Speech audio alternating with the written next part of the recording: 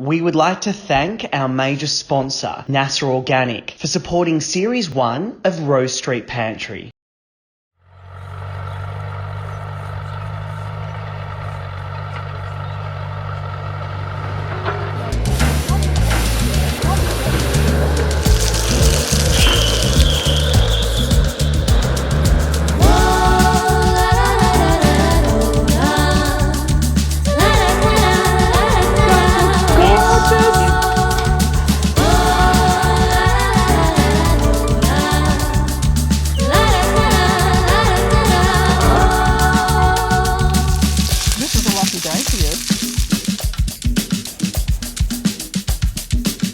Happy with that?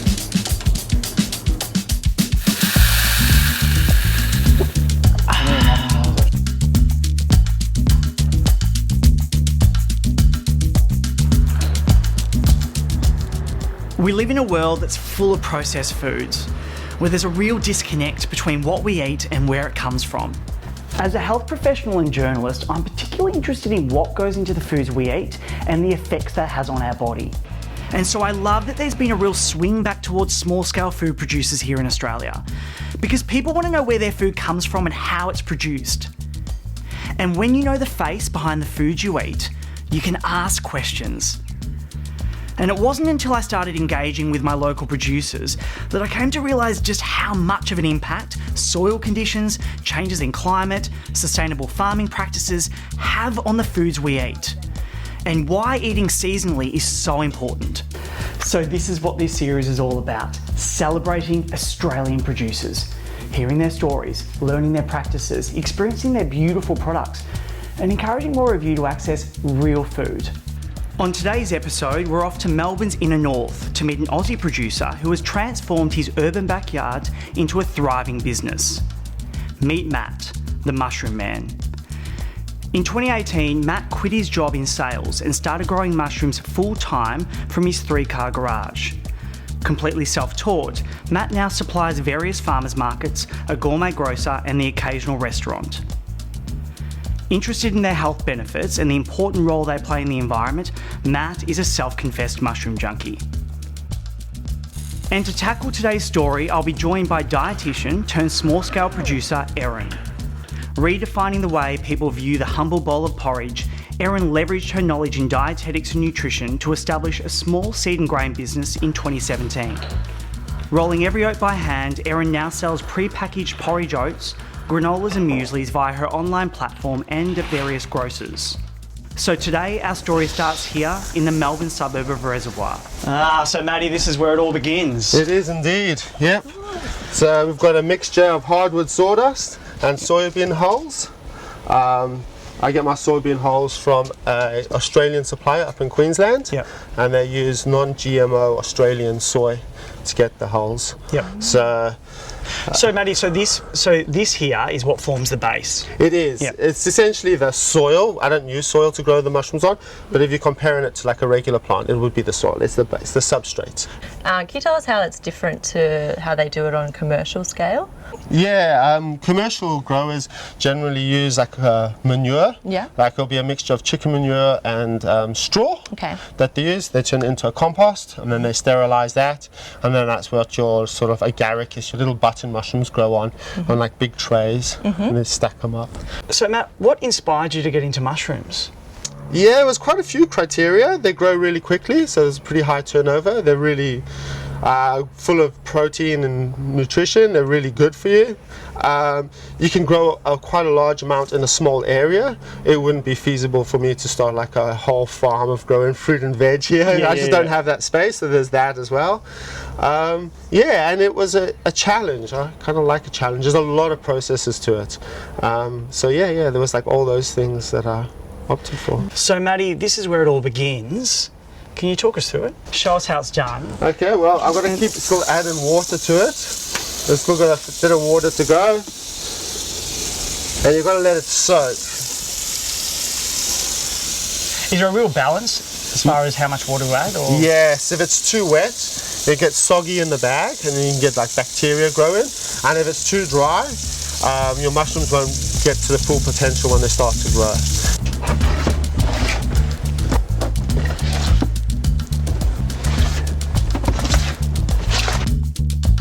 and then I bag it up, weigh it, and then move it over into my sterilizer. Yep. And then I'll leave the sterilizer on for 20 hours, and that'll kill any sort of bacteria. Matty, you built this yourself, this sterilizer? I did indeed. Amazing. Yeah. Okay. It's got a little system to put everything in to make sure that I get all the bags in.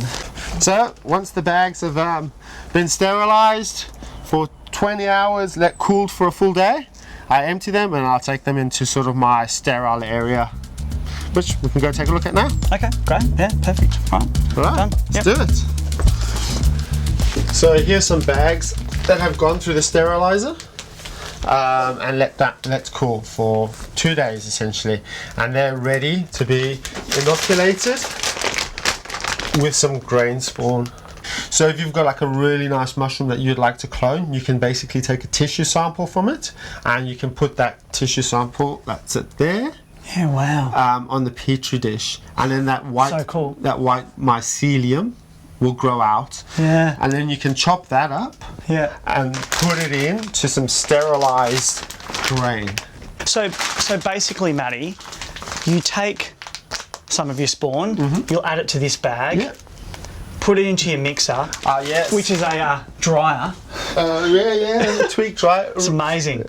Yeah, I seal it first. Oh, you seal it, okay, and then right, okay, cool. And I do it all in front of my laminar flow hood. Yeah, right, okay. So, yeah, this has got an intake up there Yep. with a big fan in here, so it sucks the air in and it filters it and it blows clean air out. So I can open this bag without worrying about contamination. Yeah, okay, right. So the whole purpose of this is just to make sure there's nothing that could possibly contaminate it in the air. Yeah, you do your best. There's always something, but you do your best. Yeah, you right. do your best. Yes. So Matt, once the mushy bags reach this stage of the process, how long do they spend in the incubating stage for? Each variety is different. Oyster mushrooms is generally, you can do it in 2 weeks if your conditions are right, but something like a shiitake will take 10 weeks to incubate. And so Matt, how do you know, I mean, they all the bags sort of look similar to us, how do you know that they're ready to start sprouting? All the mycelium, the white stuff is firm. You can feel it's actually kind of a firm. So that's good. It pretty much means it's gone all the way through the bag. So say take this bag's been inoculated, but the mycelium hasn't spread through it yet. Those were done yesterday. Where this is sort of the end stage, and these are ready to flower. They're ready to go into the fruiting room, and they'll probably go in a little bit later today. Yeah, wow, amazing. And so, Matt, I'm just curious nutritionally, growing them this way compared to foraging for mushrooms would increase their vitamin D because you can actually put them under UV light, is that right? Right, so the mushrooms aren't actually grown under ultraviolet light, but you can definitely, once they have fruited, you can expose them to ultraviolet light, whether it's just underneath the sun, like UV rays, or like a synthetic one, and then they do produce vitamin D. So yeah, it's absolutely fascinating, and the more I grow mushrooms, the more I realize how little I actually know in the scheme of it. There is so much to know about mushrooms. They actually outnumber plants 6 to 1 as far as species go. And this is the fruiting room. Oh, Matt, it's amazing. Wow. So Matt, there's so many varieties in here, like pinks and whites and greys, and wow. I mean, can you talk us through some of them? Yeah, absolutely. So we've got, like you said, the blue oyster mushroom, pink oyster mushroom, which is also known as a flamingo oyster mushroom, winter white. We've got shiitake down at the bottom.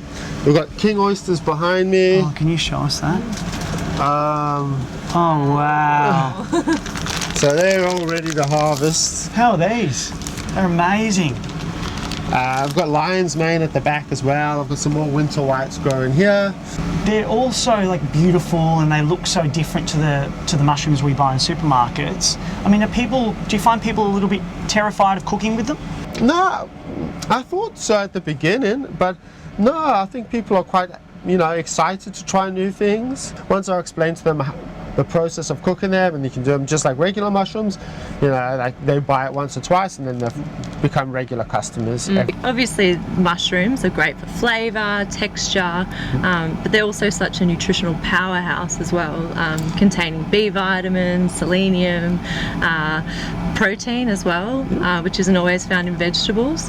And do you find at the markets you get a lot of meat eaters who are trying to reduce their meat consumption coming up to you, trying your mushrooms? Yeah, I've definitely noticed like that. It's been happening a fair bit lately, as well as a lot of vegetarians and vegans come through and buy a lot of mushrooms. Yeah. But yeah, have had people who definitely want to curb the amount of meat that they're consuming. Yeah. And yeah, mushrooms is a good substitute for that. So.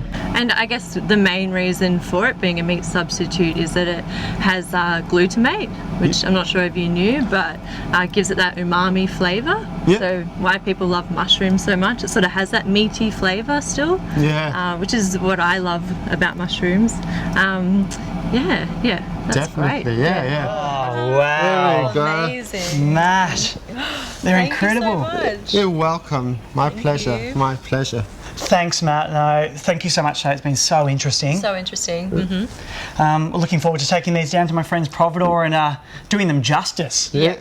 Yeah. Well, thanks very much for coming. Thanks, Matt. Look forward to Appreciate seeing you it. again. Great to Thank Thanks, you. Erin. All Pleased right. to meet you too. Thanks, Matt. See you All later. the best.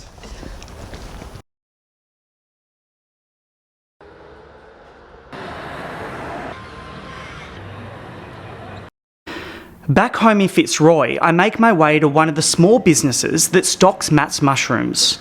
Meet Meredith, providor owner and passionate foodie. Meredith opened her gourmet grocer in 2016 with a clear objective: to supply the community with fresh quality produce, free of unwanted nasties and additives. Meredith now acts as an important link between consumers and their local producers, educating people on where their food comes from.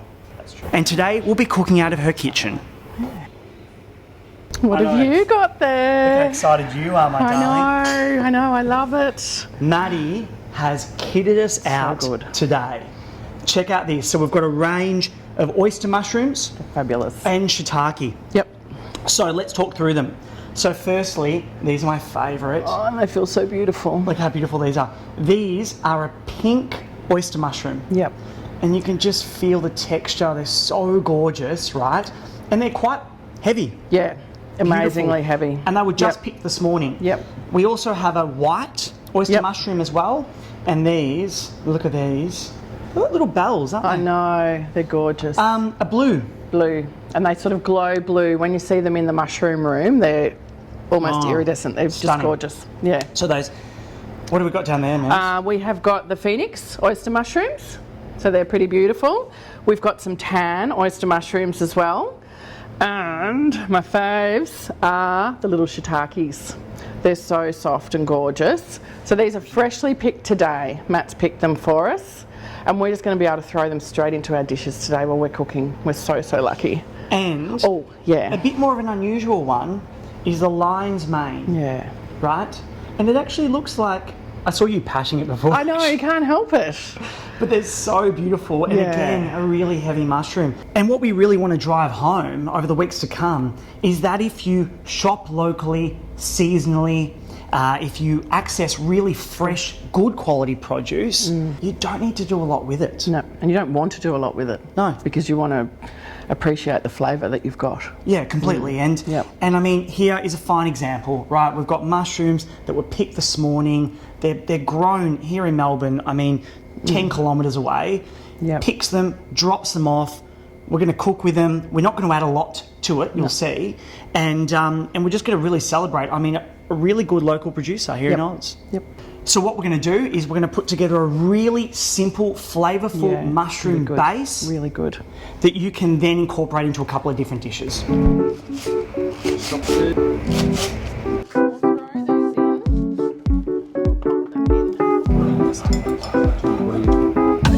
Seriously, Thomas. Use fresh garlic and the garlic powder. So we're going to do lots of legs. We really want, So pop the lid on. Good if you've got a pot with a nice tight lid. and then it's blitzed.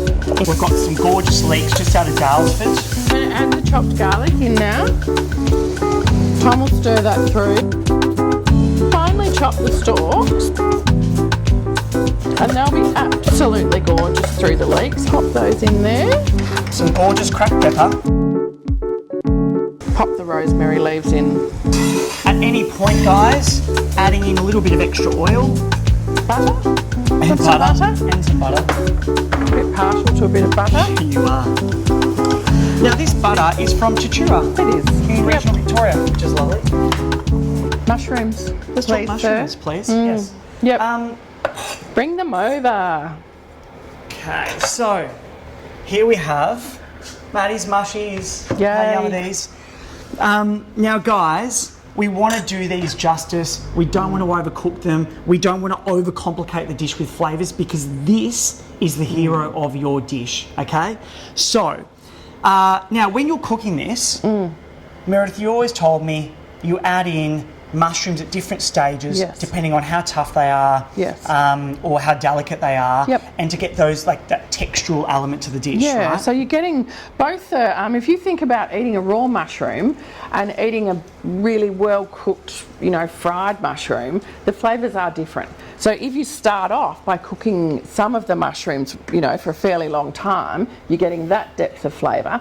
And then towards the end of the dish, we're adding in the really fine, soft mushrooms. So you're getting the fresh mushrooms as well as the really well cooked ones. So what I normally do is you find the base of these mushrooms, that's the bit that can be a bit tough. So I just take them off and I chop them up like an onion or garlic. Depending on how much time you have, you can either throw them in whole if you've got plenty of time for them to cook through, or you can just gently peel them apart, okay? So, and be generous. Yeah. This is the base of your beautiful. dishes, okay? So just peel them, add them in, and we're just gonna keep adding them gradually.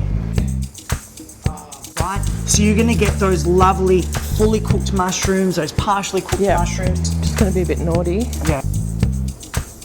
Guys, be really generous with this base. Okay, I'll add in some of these shiitakes. Yep, I've got these chopped ones, they can go in. So that's the done. Yeah. Then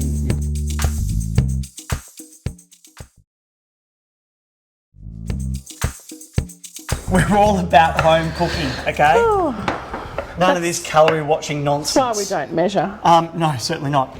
Okay, guys, mushrooms are sweating. Let's talk about the garlic powder, okay? So again, that same Tasmanian garlic, it's been freeze-dried, it's been blitzed up into a beautiful powder. It's very strong, so just go a little bit easy on that one. Very You can smell it. Who are you going home to tonight? Well, I don't think anyone will want me to come home to them tonight, actually. Do you want to hold the lid and I'll sure. throw some of that in? Guys, look, I like to be generous with my garlic. Sprinkle that in. Beautiful. Beautiful. Thanks, Tom. Gorgeous. Probably just a dash more oil. Oh, okay. Just a little. I've taught you well, haven't I? Yeah, you have. Hey? Yeah. I certainly don't watch my calories anymore. No. All right, so Oh, that looks beautiful. So I think we should give it a try before we add our other ingredients into it. Oh, the smell is just incredible. Ready for a bit of garlic breath? oh god. Oh, it's just amazing. It's beautiful. Oh, it's so fresh and lovely. Big tick to us. You have to try it. Tell me what you think. Okay. You're good at taste testing. Yeah. I'm a bloody pro at taste testing. Oh. It's good. Oh. Yeah. Happy days? That is brilliant. Yum. Yum. Yum. Bit more Yum. salt, do you think? Yeah. Always more Sorry. salt, always more butter. You will never go astray. Just a tiny bit Yeah, more. just a tiny bit. So we've sweated down our mushroom base. Now you could use this mushroom base for risotto, Yep. pasta sauce. Which Yep. we're actually going to do. I'm going to do pasta sauce. You can do a beautiful cream of mushroom soup too with it. Oh, yum. So if you just blend that and then put more of your stock in, yeah, absolutely. And gorgeous. also, you could even use that as a filling for a pie. which is really Yep. yummy. So we're going to do two things today. We're going to use the mushrooms for a beautiful tart, a goat's curd and mushroom tart. Yep. It's stupidly simple, and I'm going to do a creamy cheesy mushroom pasta. a low calorie Yeah. creamy cheese pasta. Yeah. So, guys, we're going to start with pastry. Of course, we should be making our own. Well, We should be, but we're not. we're not. We're using a beautiful South Australian pastry from the Barossa Valley. It's called Carême. It's divine. Now, what's so good about this pastry is you can definitely claim it as your own. Yeah. I have. Been done. So, I love this pastry. It's so beautiful. Can I do that? Yum. and this will basically just make sure that the pastry can puff up around the mixture. Okay. We'll just disperse There we those go. mushrooms around. Is that great? And the pinks are still a bit pink.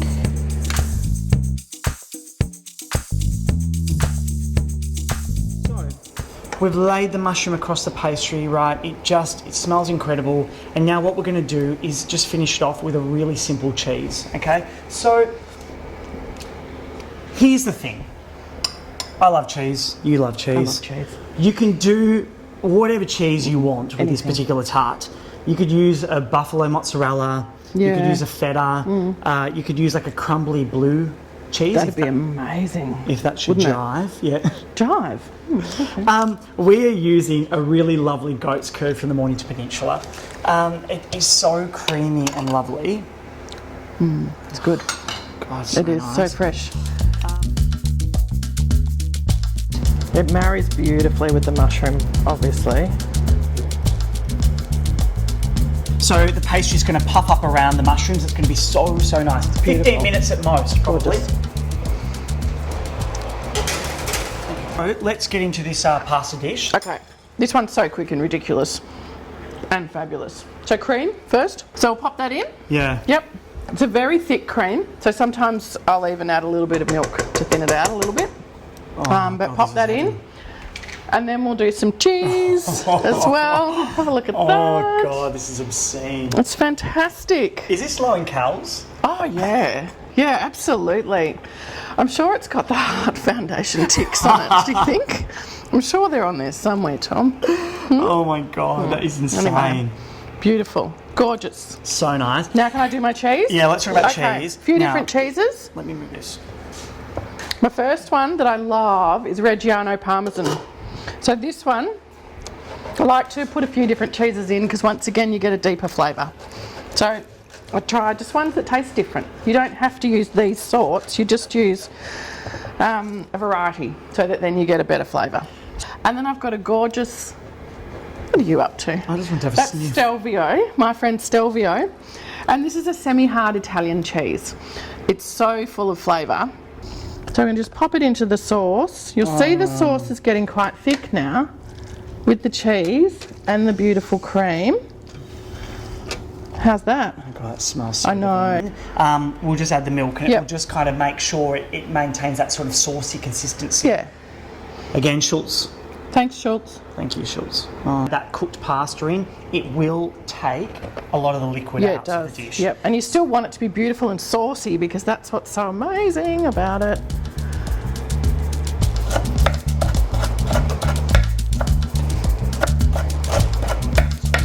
So I've got some lovely veggie penne here, and you just pop it in and stir it through just gently because you don't want to break up the pasta at all.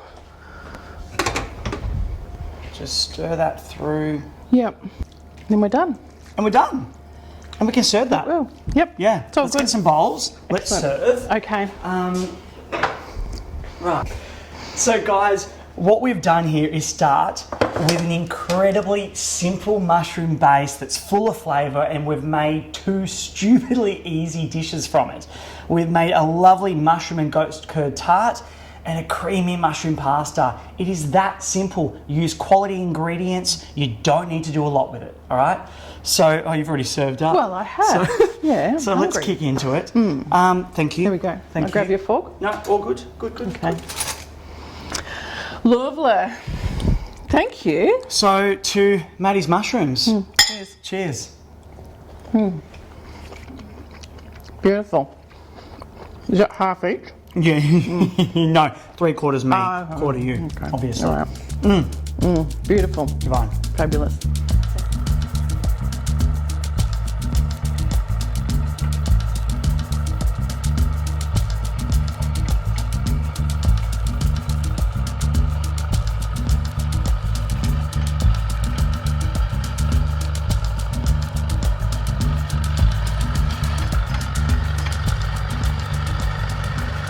Easy, Quick and fabulous. easy. We'll start with the tart. It's quick and easy. Oven is on. Crank the oven. Can we put the oven on, actually? We're putting the oven on. Sorry, guys. Health and safety. Oh, okay. The old nose wipe. Yes. 2 dishes with it today, so we're going to cut it straight down the heart. Yep. That bloody moth, is it annoying us in the way? Oh, it is too, yes, thank you. Hang on. Honestly, who invited you anyway?